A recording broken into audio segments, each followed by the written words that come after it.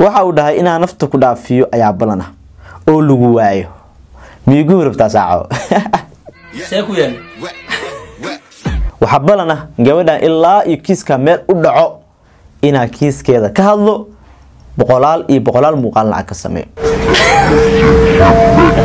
fuliya daarti qof dhahay waa ku dila qof wax soo wada ma waa fulay ka soo kale waxa laga yaabaa hadii biri Kampala joogay oo imaada is aragno ama uu jooga ba isaga marka is aragno waxa laga yaabaa laamiga dhinac kale inuu ka baxo mo farax u gashto xariir cusub bilaawa. السلام عليكم ورحمة الله وبركاته أصحابتي دقالي waxaa diri jiraan adinku caafimaad qabo maalintii tan muuqaalka sinabada aan ku daaw doontaan ugu horeyn update keen la socod subscribe soo kale muuqaalka la galay waa maasantiin hanixin caawa sida teatar ka soo aragteenba muuqaalkeena ma aha warbixin wararka iga barateen iyo dhacdooyinkii ma aha ana li haysta caawa ana duulna liigu yaa markii hore waxa raashin ka bixin jiray aba soo gudbi jiray dad lagu duulay iyo dad la dilay iyo dhacdooyin kala duwan iyo reaction kala duwan iyo caawana raashin iska bixinayo sida wad ogtihiin tan iyo markay dhacdadii gabadhii Soomaaliyeed ee ninkeedu gubay ee maanta maxkamadda sugaayo waxaan ahaa youtuberka muuqaalada ugu badan dhacdadaas ka sameeyay oo xitaa muuqaal kamid ah muuqaalada ka sameeyay 160 dad ka badan ee daawadeen qaarkood intaasoo kumanaan qof ee daawadeen waxaan hore aan u dhahay hadal ah ilaa ay gabadhan cadaalad ee ka hesho muuqaalada aan ka sameeyay ninkaasi gacan ku dhiglaha ah waan wadayaa haddaba waa liisoo hanjabo marka kulli waa gooni hadii hanjabad xal iska qaadaye ama liigu aamusinaye waa liisoo hanjabay hanjabadan waxay ugu bilaabatay 2 maalmood ka hor yaani waa iska aamusnaa laakiin hadda waxa u jeedaa inay soo badanayso dhanka Facebook-na waa ligaaga soo hanjabay qoraal liisoo qoraalkan soo dhigi doona dhanka WhatsApp-kane waa ligaaga soo hanjabay waxa ii soo hanjabay rag sheeganayo in ninka waxa dilay ay ku reer yihiin horta mid ogaada waxa uga feesiin sharafta iyo waliba mataqaana magaca uu leeyahay ninkan waxa dilay qabiilkiisa horta waxa uga feesiin ninkan waxa dilay qabiilkiisa uga feesiin oo ninkan dadka soo qabtay waa ninkan reerkiisa waay reer sharaf la waay dadka isu hanjabay markii waxay leeyihiin reerkaasaanaho reerkeena duulaan ku tahay war ani qabiil miyaa sheegay mas gacan ku dhigla ka hadlay ya aniga khudeyda cid aan hamiya garanaysaan hadaba dadka isu hanjabay marka waxay ceebeenayaan sharafta qabiilkaasi ceebeynayaan oo ninka markuu baxsaday qabiilkiisa soo qabtay cid kale ma soo qaban yaa kale soo qaban karay nin reerkiisa dhax galay qabiilkiisa marka dad xun haday yihiin maba soo qabteenba ee waxay dhilahaayeen wiilkeena wuxuu raba hadilo waa heesanayna halkaan ka soo qabteen dawladda u geeyeen dadka marka ani isu hanjabay ee laban ku dileena qabiilkaasi ay sheeganayaan laakiin ma ahan alle oo hadii ay yihiin ninkan gacan ku dhiglaha ah qabiilkiisa ninka meesan taageereen aniga qabiil ma sheegin just waxaan ka hadlay nin gacan ku dhigla ah oo gabar Soomaali nafta dhaafiyay xaaskiisa ah asagoo 6 bilood uur loo leeyahay cunugii caloosh ku jirin nafta dhaafiyay ayaa ka hadlay gacan ku dhiglane qabiil ma laha taas ogaada horta anigu hanjabaad marka wax aad gaaga qaadaysaan habeeraatay ma jirto inkastoo qoraalada ay badan yihiin waxaan fiirinayaa dhanka Facebook qoraalkayga soo qoray ciwaan aan garanayn meesha ka yimaada waxa uu ii soo qoray waxa uu dhahay bro waxaaga waa saaid aan qabiil ma sheegay waliga YouTube qabiilka ma sheegay laakiin qabiilka uu soo qoray waxa uu dhahay qabiilkaas naceeba ka muuqdo dhahay balan waaye ina nafta ku dhaafi ya balan waaye ina nafta ku dhaafi warniyo kaale goormee mulkumood noqotani ya ilaahay nafta qaaday mulkumood oo sabab uga dhigay adig goormee noqotay kan nafta qaado iska hadal fiicna moogta waxa uu dhahay inaan nafta ku dhaafiyo ayaa balana oo lagu waayo miigu rabtaa saaco xariir cusub bilaawa miigu rabtaa wala tarqi baasima ay u qabartaa waxa uu dhahay qaybtan waa hooyo caynaya iga dhaaf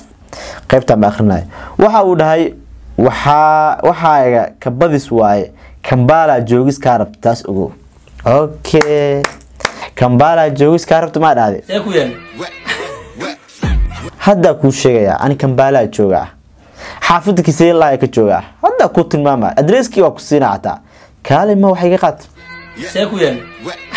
macna ani waxa u maleesaamiya in hajabad lagu aamusi karo mid ogow aniga inta social media ku jiray inta live kayga sideedaba weligii qof bilaadan kama cabsan oo dadka aaminsan mii bilaadana wax dilo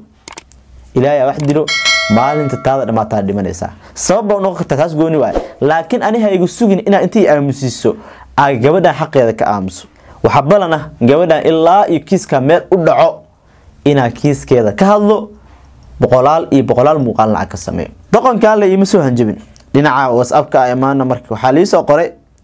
waan kula soconaa maalmahan arinta Sayid Ali si dadban baa ugu hadlaysaa si dadban ugu hadlaysaa yani wuxuu leeyahay si dadban ugu hadlaysaa ninkan ayaa nacibta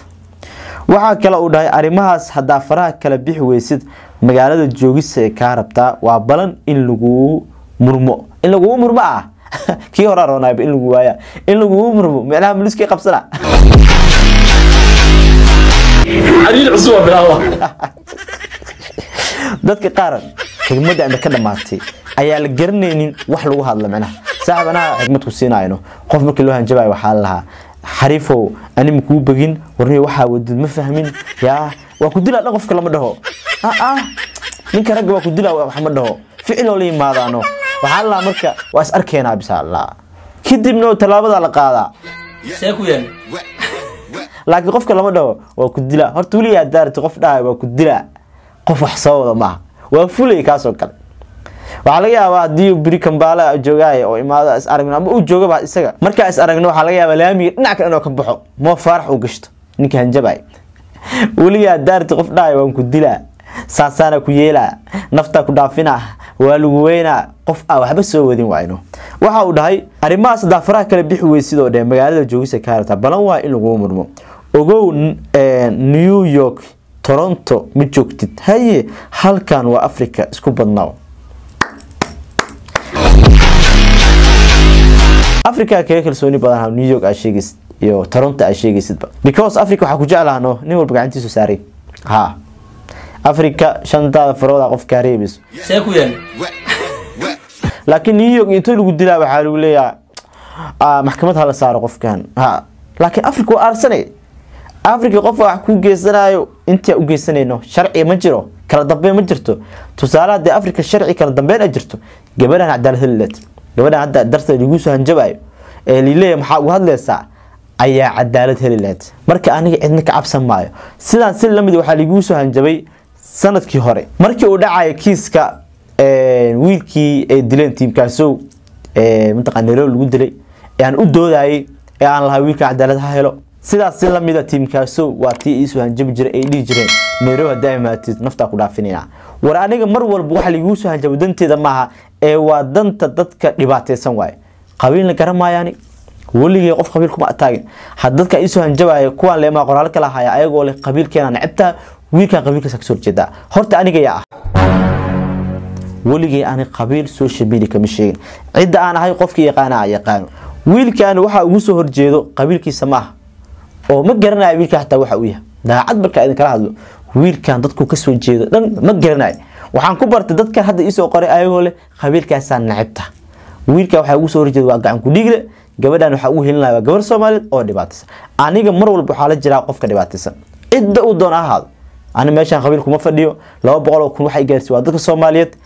dadka marka la wiilkana difaacayna adaa ku sanjabina dadka waxay bahdilayaan sharafta qabiilkaas wiilka qabiilku soo jeedo dad culimo waa dad wanaagsan waa dadkii soo qabtay gacan ku dhiglahan inta halkan ka soo qabta dawladda ho sharci marsiya dadkaas miyaysan gobeen waa dad wanaagsan waay marka shaatigooda ku dheelayaan markaas aan iisoo hanjabaan ayagoo leh shaatiga waxa wadana qabiilkaas dad uma hanjabaan qabiilkaas dad ma dhibaateeyaan waana dadkii wiilkan soo qabtay hadii ayaga soo qaban lahayn dawladda sheegtay xitaa FBI-da Mareykan ma soo qabteen ayaga soo qabtay oo dhayawariyaha sharciga isku dhiib waa jiraan kuwa difaacayo social media ka difaacayo la wiilkan eed mala ayna qabiil qaaday sideedaba Soomaali hadaan hana qabiilka si xuna u fahanay qabiilka horta waa la tacaaruf wadankan ay joogo waxay u kala baxaan 130 qabiil meelahaas Soomaali meeqa qabiil waay ma badno ayaga hadii isku geeyo 30 qabiil Soomaali kama badno halka wadankan aa ku noolahay 130 qabiil ee kor u dhaafayaan waligay ma arkin qof wadanka u dhistay oo qof kale qabiil kula dagaalay nolosheeda ma arkin waligay ma arkin qof Ugandesa maadaama Uganda ajo qof Ugandesa oo qof kale qabiilkiisa caynayo oo wadankiisa gudihiisa ah isma qabsadaan iskuma mashquulaan qabiil iskuma dagaalaan qabiil iskuma aflagaadeeyaan gabdhahooda misku diidaan waxaa arkaysaa laba qabiilo kala duwan oo mataqaanaa bari iyo meelaha kala dego oo haddana isguursanaya wadankan. laakiin Soomaali haddaanahna waxaa nagala helaa qof dambi geystay oo aad u jeedid inuu dambi geysto oo gacan ku dhiglayahay ayaa wax ku qasban tahay dhinaca kale inaad qabiilku difaacid. war aayadii quraanka miyaa ilowday aayadii quraanka miyaa ilowday inuu qof kasto maalinta wala aqri amalkiisa isaga loo soo saaray taa miyaa ilowday hadal dhamaantiis dadka isoo hanjabaad alcabalee horta aniga hanjabaad xigaama qaadaysin mana joojin doono difaaca iyo kiiska gabadha aan ku difaacayo lagama yaabo inaad joojiyo lagama yaabo inaad idinka cabsado lagama yaabo in gabadhaasi muuqaalada ka sameynayo stop garay ina wada ma ahan ilaahay dadsa gabadhan ku taageeraya ilaahay dadsa gabadhan u caawinaya hadii wiilkan wax dhibaatay isaga loo geeysan lahaa gabadha la gubanay iid wax ku wiileed sidaan si lamida baa wiilkan u helin lahaa oo aan dhii lahaa wiilkan cadaalad ha helo ma ahane ani qabiil ma garanay dadka qabiilka ku saakar sameeyna isleeyeen ninkan wiilkan waxa muuqaalada ugu sameeyay qabiilkiisu nacib yahay qabiilkiisu halkan qabiilka degay qabiilkii idin qaaday idin ma dhigo qabyaalad balaaya idin gashay waxa Soomaali u dagi la aadaan waa idinkoo miiran ay idinka dagi la marka